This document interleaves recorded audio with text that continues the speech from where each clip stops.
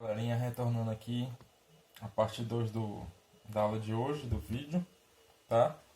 Então, a gente parou falando um pouco sobre as tonsilhas, né? Como eu vinha falando, as tonsilhas elas são localizadas perto das regiões de vias respiratórias, né? E do tubo digestório. Ou seja, são regiões, né? Tanto a boca quanto as narinas, que recebem constantemente alguns aspectos de fora do ambiente, de fora do corpo, né? Do meio ambiente, na verdade. Ou seja, podem conter invasores, né? Então, essas regiões têm que estar aparatas, né? Tem que estar munidas de algumas defesas naturais. Entre elas estão as tonsilas, que é esse órgão, né, responsável também pela defesa direta do organismo. A reação do corpo a esses materiais estranhos é chamada de resposta imunitária, tá? O sistema imunológico, o sistema linfático, eles estão diretamente relacionados, tá? Então, ambos têm a função de defesa do corpo. Cada um age de uma maneira, né? E tem os seus aspectos, tem seus elementos diferentes. A gente vai ver ainda mais pra frente um pouco mais sobre isso, tá? Então vamos ver um pouco sobre o baço, tá? O baço é um órgão rico em linfonodos e armazena alguns glóbulos brancos. Também é um órgão diretamente relacionado ao amadurecimento e ao armazenamento de glóbulos brancos, né? Linfócitos também. Além disso, as células dentro do baço também fagocitam as bactérias, plaquetas e glóbulos vermelhos danificados ou envelhecidos e armazenam em massas para lançá-las à corrente sanguínea quando necessário. Ou seja, o baço ele tem diversas funções. Uma é maturar os linfonodos e linfócitos, né? E também de reciclar algumas células do sangue, por exemplo, as hemácias. Então, a gente sabe que as hemácias, assim como as outras células do nosso corpo, têm um tempo de duração, um tempo de vida útil, vamos dizer assim, né? E esse tempo de vida útil das hemácias é limitado, tá? Então, elas têm que estar sempre sendo renovadas, sendo trocadas para que elas funcionem direito, né? Então, o baço é um desses órgãos principais que fazem esse tipo de reciclagem, se é que a gente pode chamar assim. Tá? Então, eles pegam algumas estruturas danificadas que pertencem ao sangue, por exemplo, né? Como as hemácias, algumas plaquetas, né? E conseguem armazenar no baço e dali elas conseguem recuperar aquelas estruturas ou até mesmo reciclar essas estruturas. Destroem para aproveitar as partes que ainda devem ser reaproveitadas pelo corpo humano e depois lançá-las de novo na corrente sanguínea. Tá? Então o baço é um órgão fundamental, hein? Ele tem uma importância muito grande para o nosso corpo, tanto para as defesas do organismo, quanto para a reciclagem do sangue, né? de alguns elementos do sangue. Aí aqui no livro de vocês, pessoal, tem uma imagem bem bacana na página 54 também, que ele tem é uma ilustração de uma imagem de varredura, né? De varredura eletrônica, uma imagem aproximada aí em 1700 vezes de um invasor, né? Uma bactéria invasora sendo fagocitada por um linfócito, tá? Então, o que é fagocitar? Eu falei para vocês no vídeo anterior. Fagocitar é englobar. Então, por exemplo, se eu tenho uma bactéria, tá, representada aqui em vermelho, tá? Essa bactéria vai invadir o corpo através das vias aéreas, ou os vias até pela boca mesmo, e ela vai invadir o corpo. A partir do momento que os linfócitos reconhecem essa bactéria como sendo um corpo invasor, um corpo estranho, né? Ela vai lá e vai tomar algumas providências para tentar destruir essa bactéria. Então, o linfócito, ele tem um tamanho bem maior do que a bactéria, tá? Representado aqui em preto.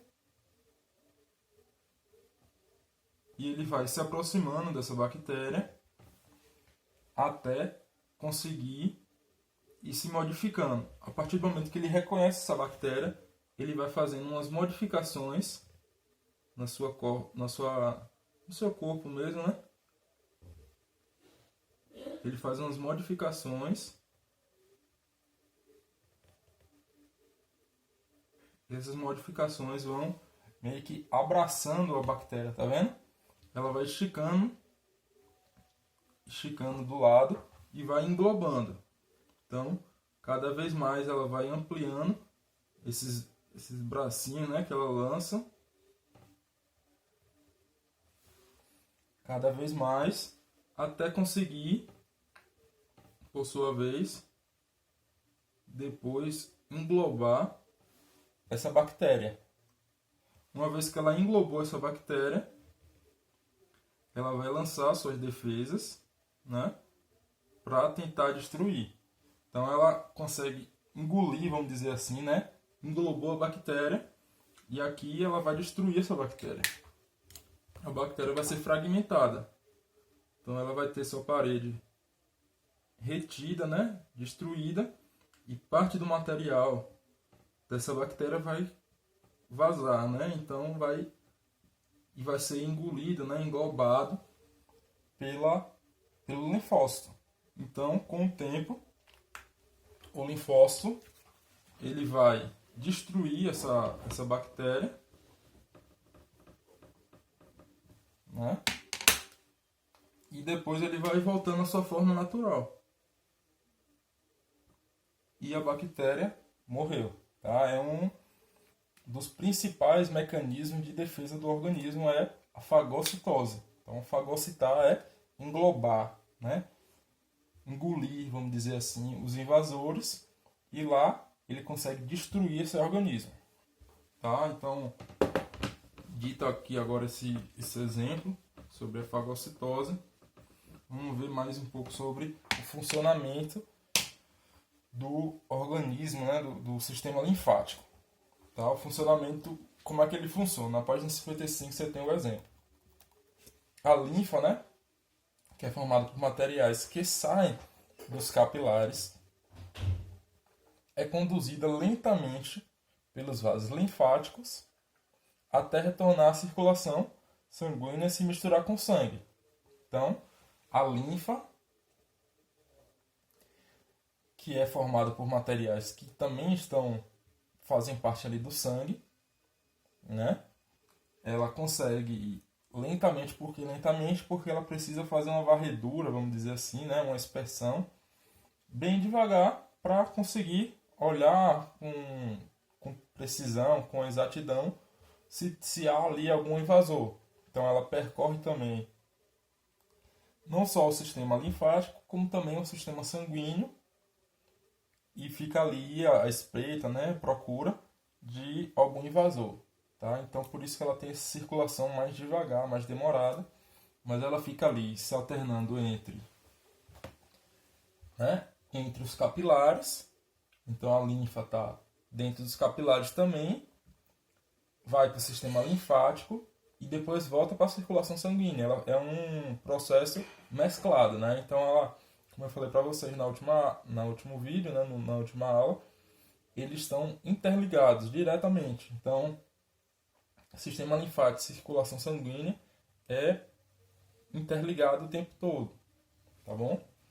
O sistema linfático drena os líquidos do corpo que ocupam os espaços entre as células, né? Então, entre as células do nosso organismo, existe ali um espacinho e tem líquido, né? Pode armazenar líquido. Mas não é interessante armazenar líquido, porque esse líquido pode atrair justamente esses invasores. Então, se um invasor se apropriar daquele líquido, daquele espaço entre células, ele pode ficar ali armazenado, pode danificar aquelas células, que pode ser muito ruim para o organismo. Então, a linfa ela também drena esse líquido entre as células, esse espaço entre as células, para evitar que ele sirva de espaço, né, de armazenamento para invasores.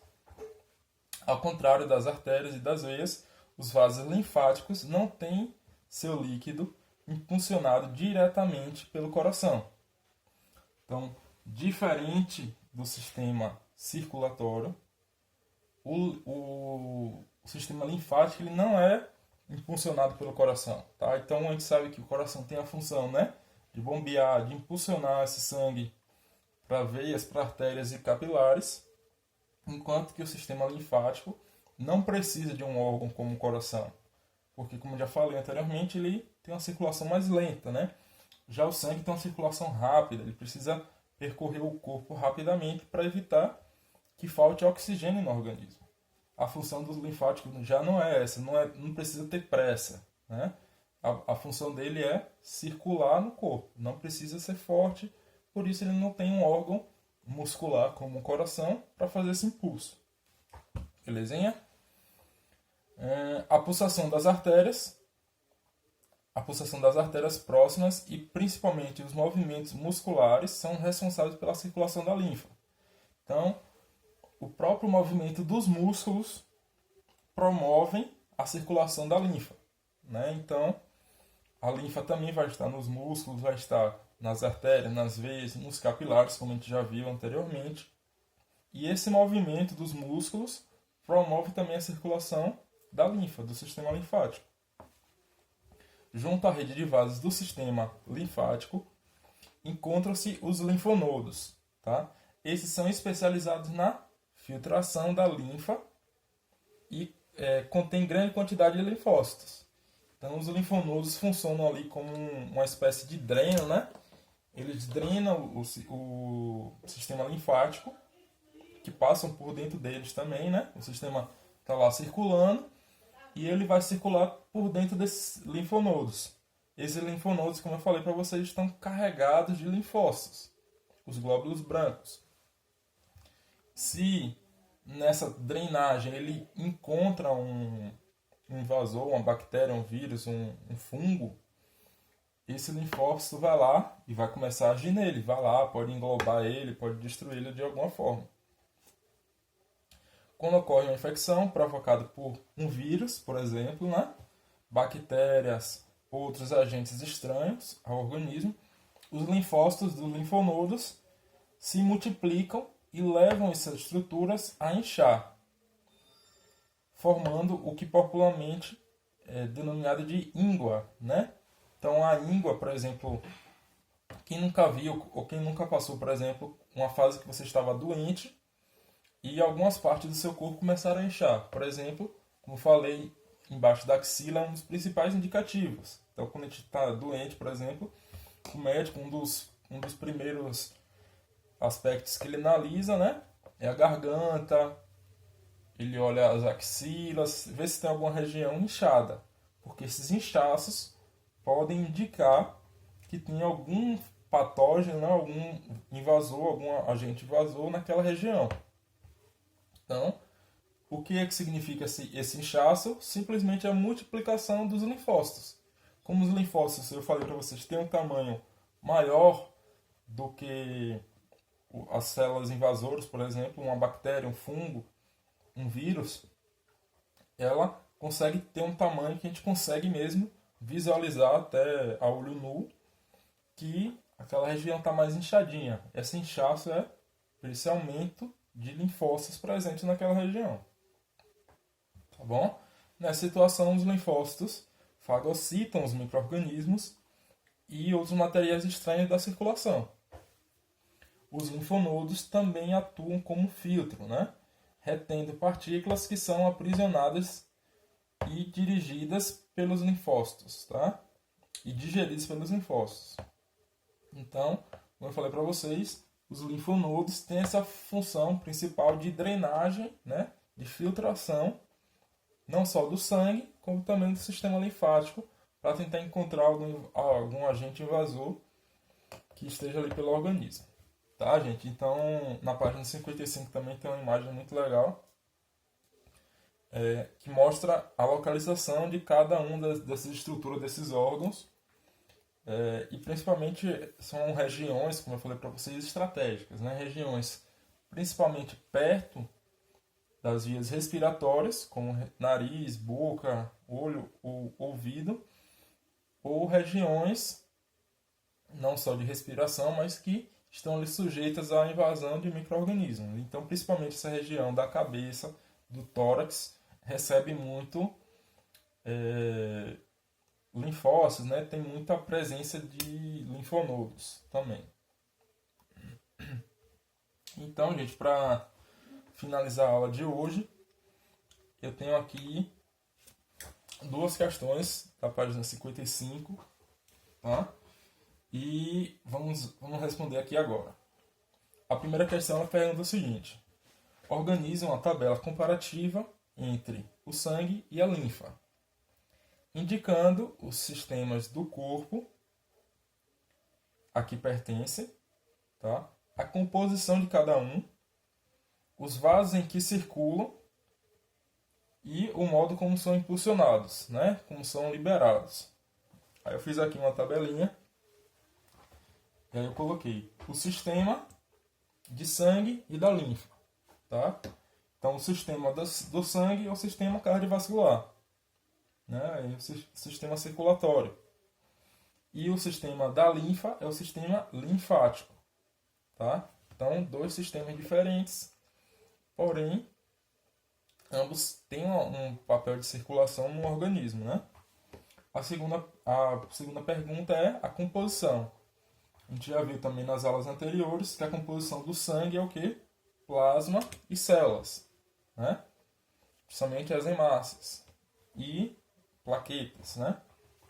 Enquanto que a linfa é formada também de plasma, uma região, é uma parte líquida, né? Que ajuda a linfa a ter maior forma de deslocamento pelo corpo, né? Mais facilidade de deslocamento. E também formado por glóbulos brancos, também por células. Os vasos em que estão presentes, né? Praticamente todos, né? Tanto do sangue quanto das linfas. Então o corpo inteiro precisa receber tanto o sangue quanto também as linfas, né?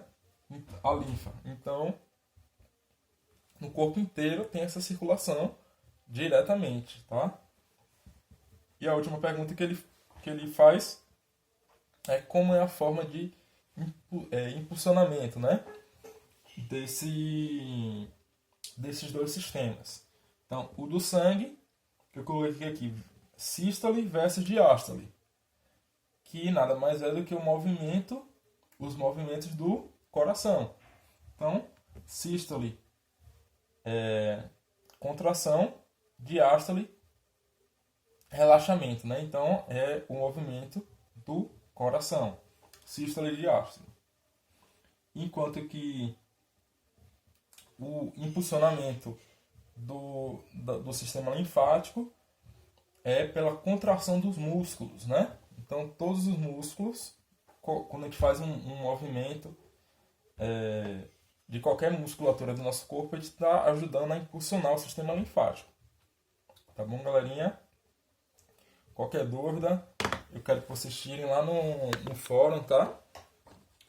Eu vou postar essa aula e eu quero que vocês tirem essas dúvidas lá no fórum. Podem perguntar e a gente vai respondendo aos poucos. Caso tenha muitas dúvidas, a gente faz um novo vídeo em cima justamente dessas dúvidas de vocês. Tudo bem, vamos para a segunda pergunta. A retenção de líquidos e o inchaço, em especial nos membros inferiores, podem ter diferentes causas. Uma dessas formas recomendadas para combatê-los, em especial em trabalhadores que passam muitas horas sentados, é fazer caminhadas leves. Porque a caminhada pode ajudar a combater os inchaços na perna. É a pergunta dele. Por que a caminhada pode ajudar? Então, como eu falei para vocês, é sempre recomendado, né, pessoas que passam muitas horas sentado, trabalham ali naquela postura de estar ali sentado sempre, a circulação sanguínea e do sistema linfático, consequentemente, nas pernas dessas pessoas fica comprometida, fica ali meio que bloqueada, né? Então, quando a gente fica em pé, a circulação flui mais rápido, mais facilmente. Então, por isso que algumas pessoas, inclusive, tem alguns aspectos que levam a alguns problemas, né, de circulação ligados diretamente a essas pessoas que trabalham muito tempo paradas ali, sentadas. E isso pode causar grandes problemas, né, principalmente na parte circulatória e linfática também. Mas por que ajuda a desinchar? Porque quando a gente levanta, a gente anda, a gente se movimenta, a gente vai estar movimentando os músculos e esses músculos, em consequência, vão movimentar também o sistema linfático. Então, o inchaço dessas pernas dessas pessoas é causado ali pela retenção da linfa, do sistema circulatório também. E a partir do momento que a gente começa a caminhar, a se movimentar com mais facilidade, a gente também promove a circulação, né, facilitada desses dois sistemas. Então, a resposta é essa. A movimentação das pernas, quando a pessoa começa a caminhar, faz até uma atividade mais leve, uma caminhadinha leve, ajuda na circulação do nosso corpo. Isso é algo que eu deixo aqui para vocês. A gente pode passar muito tempo sentado ali estudando, né? Então, sempre ali a cada 1 hora mais ou menos de estudo que você estiver sentado, tira ali 10 minutinhos, 5 minutinhos que seja, para você parar e dar uma caminhadinha leve, nem que seja em volta da própria cadeira ali que você está, mas que já vai ajudar a promover a circulação. Não fica muito tempo parado, não fica horas na mesma posição, que isso pode prejudicar a todos vocês, tá? Então é isso pela aula de hoje. E qualquer dúvida, como eu falei, a gente vai estar tirando lá no fórum. E até a próxima. Obrigado.